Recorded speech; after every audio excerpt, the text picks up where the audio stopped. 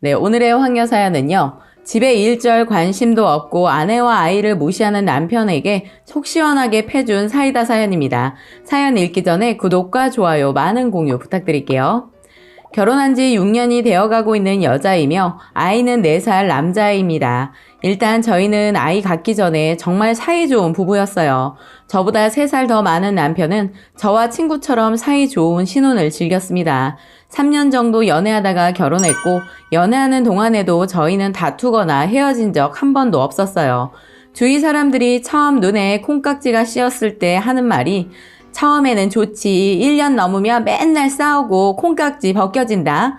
그런 선배들 말도 들었지만 저희는 정말 3년 연애 기간 내내 그런 적이 없었어요. 결혼 준비할 때도 정말 양쪽 집이 서로 잘 맞고 서로 욕심도 없어서 아무 트러블 없이 준비하고 결혼도 잘했어요. 일단 저는 회사 다니다가 아이 낳으면서 출산 휴가 안 되어서 그냥 퇴사해버렸어요.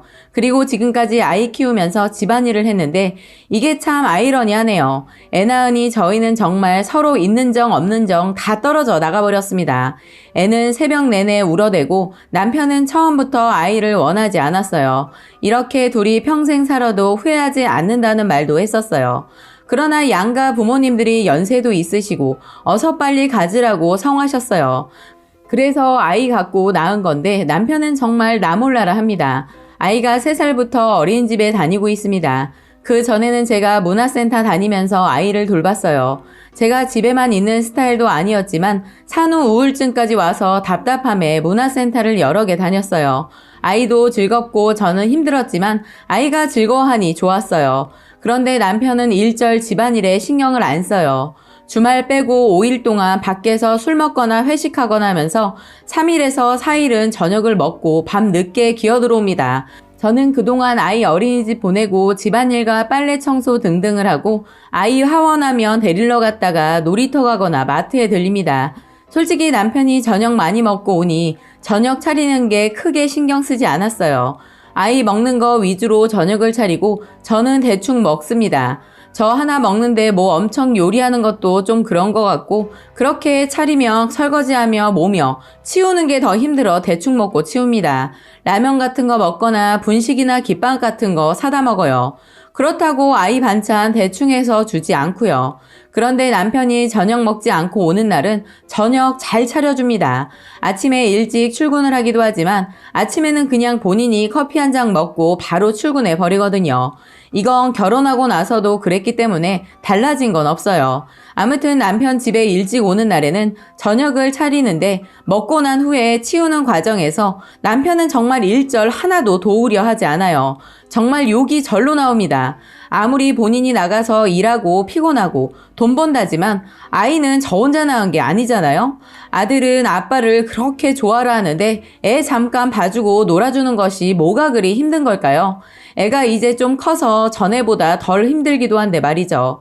밥 먹고 나면 나가서 담배 태우고 들어오는데 한번 나가면 30분에서 1시간은 있어야 들어옵니다.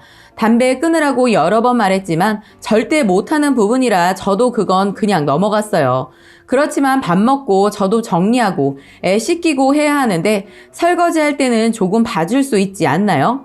밥 먹으면 바로 담배 피러 나가버립니다. 저런 모습을 볼 때마다 꼴도 보기 싫어져요.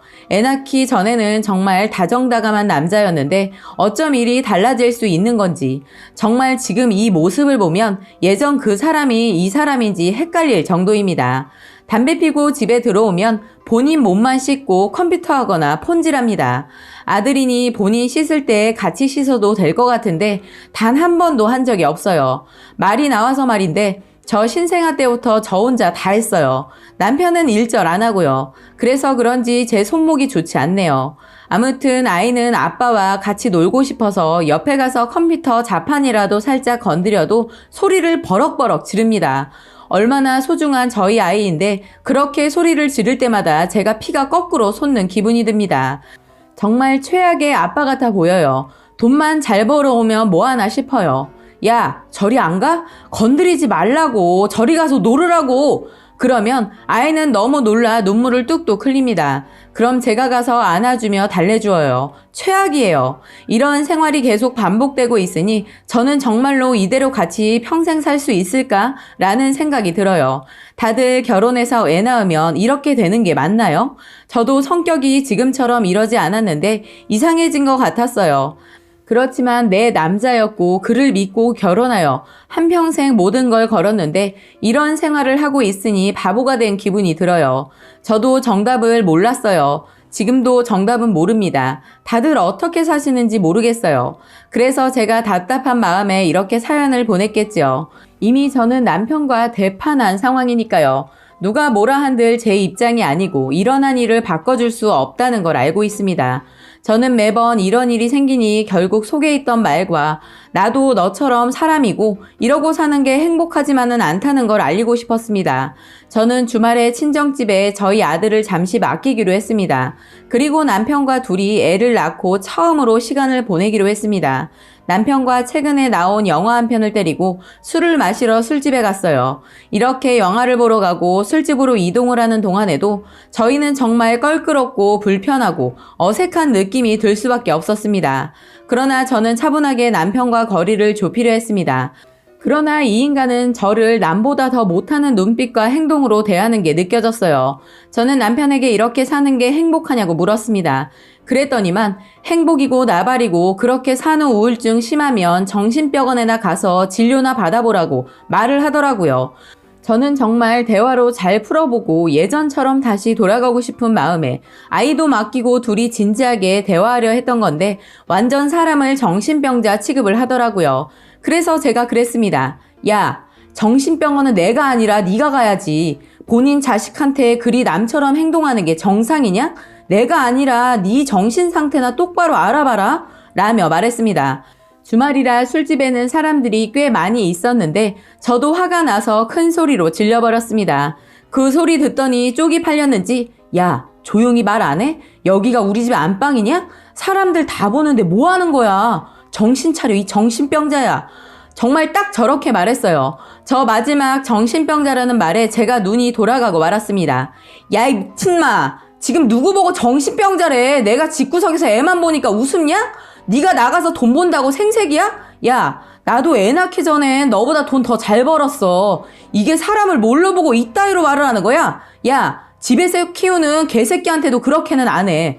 너가 나랑 우리 애 사람 취급이나 했냐? 그렇게 네가 잘났으면 이혼하고 네 혼자 살아, 이 찐따 새끼야. 라고 소리를 바락바락 질러댔습니다. 술집 사람들이 웅성대서 쳐다보는데 저는 모르는 사람들 신경 쓰이지도 않고 이 새끼 더 쪽팔리게 해줘야겠다는 생각만 들었습니다.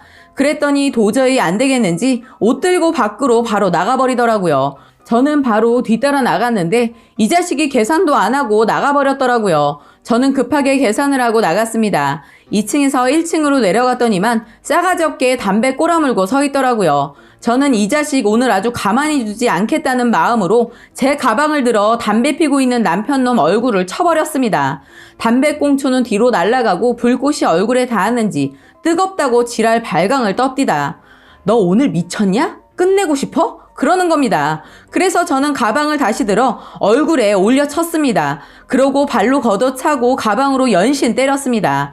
눈에서는 눈물이 어찌나 흐리는지 수도꼭지가 따로 없었습니다. 이 자식이 그래도 사람이긴 한지 한 대도 안 때리고 계속 맞더니만 제 양손을 잡아 말리더라고요. 그래서 제가 한마디 했습니다. 너 계속 이렇게 나랑 우리 애 무시하면 너랑은 같이 못 살아. 정말 끝이니까 너가 곡쳐 먹던가 아니면 갈라서자. 애는 평생 절대 못 볼 줄 알아? 그랬더니 지도 생각할 시간이 필요하다고 하네요. 이 자식도 이런 생활이 싫었던 게 분명해지는 순간이었습니다. 저도 저와 지 새끼 싫다는 인간하고는 더는 못 살 것 같아 마음을 단단하게 굳혔습니다. 그렇게 저는 친정집으로, 남편은 집으로 돌아갔습니다. 밖에 지나가는 사람들 다 쳐다보고 아주 난리도 아니었는데 다행히 경찰은 안 왔네요. 집에 와 부모님께 말씀드리니 역시 부모님은 애 생각해서 다시 한번 생각해 보라시는데 저는 분명 남편놈한테 최선을 다했고 분명 선택하라고 했으니 후회하는 부분도 없고 그놈 결정만 기다리면 된다는 마음뿐입니다. 아마 고 시부모님들도 알게 되겠죠. 주위 사람들 때문에 평생 이렇게 불행하게 살 바에는 그냥 일찌감치 빠이빠이 하는 게 낫다고 생각이 드네요. 그동안 아이 낳고 많이 참았지만 드디어 저의 한계가 온 것 같습니다. 이혼을 하게 되든 다시 같이 살게 되든 저는 상관없습니다. 이혼한다면 아이 어린이집 맡기고 저는 다시 일하면서 살면 됩니다. 다시 같이 살게 된다면 지금처럼 바보같이 살지는 않을 것입니다. 분명 저도 하나의 인격체이니 꼭 남편놈에게 뭐든 같이 해야 하고 아이도 같이 돌보자고 할 것이며 가정에 충실할 수 있게 고쳐 써볼 생각입니다. 어찌되었던 저는 정신병자라고 한 남편놈 실컷 두들겨 패줬더니 속은 후련합니다. 저처럼 답답하게 살고 있는 육아맘들에게 말하고 싶습니다. 아이는 나 혼자만이 아닌 남편과 같이 해야 하는 육아이니 꼭 여러분들의 권리 되찾으시기 바란다고 말하고 싶습니다. 라고 사연 올려주셨습니다. 오늘의 사연 여기까지였고요. 많은 공유와 여러분들의 생각이나 느낀 점이 있다면 댓글로 표현해 보시기 바랍니다. 더 때리지. 실컷 두들겨 패주지 그냥. 에휴.